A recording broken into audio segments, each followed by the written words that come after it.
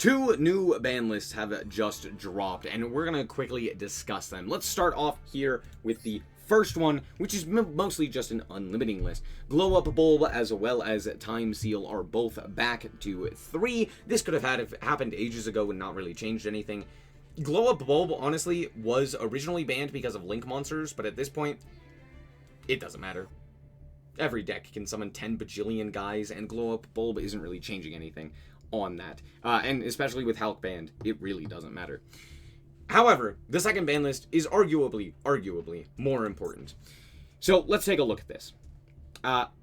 We have Oak being banned, which let's actually discuss this before we move on. Because I'm sure you've already seen the ban list. I'm sure you're already well aware of what has happened. But I do want to discuss the fact that this is silly. This is not the problem. This has never been the problem. This is not the reason Snake Eye is good. Obviously, Konami knows that. This is not a UR hit. That's basically it. Now, with that being said, you could also just ban Snake Eye Ash. Like, that's an SR. They could have done that. I don't know. This seems very silly and very uninformed, and almost as bad as the next hit, which is Golem to 1. Now, the Millennium engine is, I think, the most common engine currently in the game. Now, that sounds crazy with Fiendsmith existing, but at this point, it might actually be the case. And the reason for this is because this is basically played in every single one of the Fiendsmith decks. Not actually, but almost.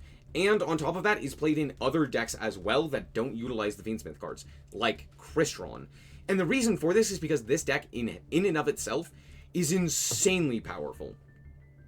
Having the ability to freely go into Zombie Vampire, which triggers or like starts a ton of different decks combos, means that this deck, or these cards by themselves, are extremely good for this specific game, right? Having like the life points don't matter. We don't have to deal with time. So losing life points don't matter. The only one that matters is the last one, unlike the TCG. On top of that, yeah, Zombie Vampire exists. So this, in theory, hits this archetype and this engine. However, in practice, it doesn't actually do anything. The only deck that were playing multiple copies of Golem at this point were Crystron. Like, that was it. There were so few decks that actually utilized multiple copies of Golem, except for Millennium themselves, aka the Exodia deck, and of course, Crystron, as mentioned previously. Pretty much every other deck was playing this at 1 anyway. The problem card is absolutely Sengajin. This guy. But because this is a UR, Konami didn't hit it, meaning this is a placebo effect and nothing else. This doesn't actually change anything with this archetype and with this engine. So, this is just a big FU from Konami. Konami knows exactly what they're doing as well. Let's not act like they don't. This is dumb. And then moving on, we have Unlimits. And Astrograph Sorcerer, we'll talk about in a second. Diameter, doesn't matter. It doesn't matter. MathMech is not good at the moment. However, that being said, having access to MathMech alongside Malice sounds like a nightmare. So there's that. Not exactly excited about that. But, Astrograph Sorcerer. This is a card that doesn't have a once per turn on it.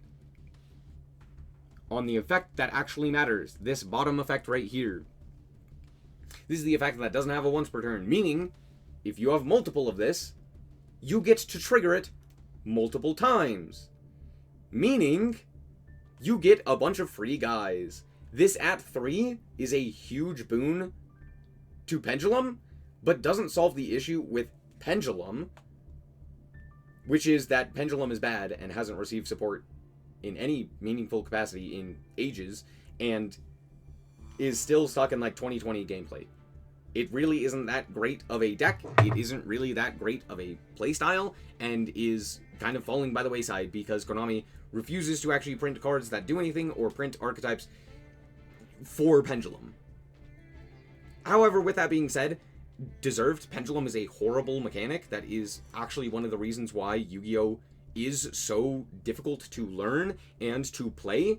This is genuinely... I don't know. I don't think Astrograph Sorcerer needed to come off of the list. I also don't think it needed to be even at 1. You could have banned it and it would have been fine. This isn't going to change anything, but this is a very silly unlimit, similar in nature to like putting Mali to 3. It's like, no, Malicious at 3 generates such an insane amount of advantage that if you are playing it, all of a sudden it becomes way stronger. This is very similar, where it's like, oh, if you were playing Astrograph Sorcerer, now your deck is just way stronger, and most decks that play Astrograph are really annoying. That's it, right? Because they're just like monster combo. Like, you know, Mermail, or other such stuff. I'm not saying Mermail would play Astrograph, I'm saying decks like Mermail play very similar to the Pendulum slop that currently exists that would play Astrograph. So, I don't know. It's... Like, I'm not really... I don't really care. But it's also just kind of like, why? This card was fine at 1, and it's not going to change really anything with Pendulum.